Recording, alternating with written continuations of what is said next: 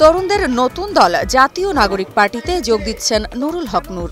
গণ অধিকার পরিষদের সভাপতি নুরুল হক নূর দলটিতে যোগদানের ইচ্ছা প্রকাশ করেছেন বলে জানিয়েছেন এনসিপির জ্যেষ্ঠ যুগ্ম মুখ্য সমন্বয়ক আব্দুল হান্নান মাসুদ। এর আগে ১ মার্চ গণ অধিকার পরিষদের কেন্দ্রীয় কার্যালয়ে এক সংবাদ সম্মেলনে ছাত্রনেতাদের নেতৃত্বে টেন্ডারবাজি ও চাঁদাবাজির অভিযোগ তোলেন নুরুল হক নূর। এ বিষয়ে একটি বেসরকারি টেলিভিশনের টকশোতে জানতে চাইলে হান্নান মাসুদ বলেন, নুরুল হক নূর ভাই নিজেই তার দল বিলুপ্ত করে আমাদের সঙ্গে যুক্ত হওয়ার আশা ব্যক্ত করেছেন। নুরুল হক নূর ভাই নিজেই নিজের দল বিলুপ্ত করে আমাদের সাথে যুক্ত হওয়ার আশা ব্যক্ত করেছে। একই অনুষ্ঠানে হান্নান মাসুদ বলেন, আমরা কোয়ালিটি দেখেছি, কোয়ান্টিটি দেখিনি।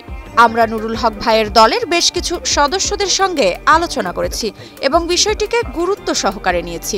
নূর ভাই নিজেই তার দল বিলুপ্ত করার পর আমাদের সঙ্গে যুক্ত হতে চেয়েছেন।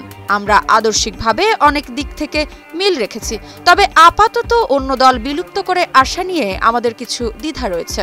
ভবিষ্যতে আমরা একসঙ্গে কেন্দ্রভিত্তিক কাজ করতে পারি।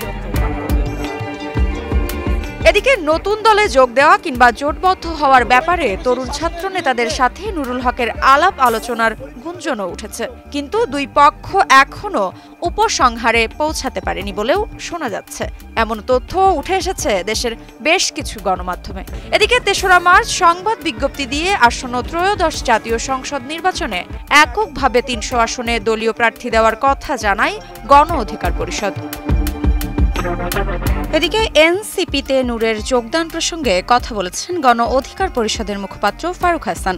নিজের ফেসবুক আইডিতে দেওয়া এক পোস্টে ফারুক বলেন, গণ অধিকার পরিষদকে নিয়ে দু একটি গণমাধ্যমে তথ্য উপাত্তবিহীন খবর প্রচারের তীব্র প্রতিবাদ জানাচ্ছি। ওই পোস্টে গণ অধিকার পরিষদকে নিয়ে বিভ্রান্তিকর সংবাদ প্রচার থেকে বিরত থাকারও আহ্বান জানিয়েছেন তিনি।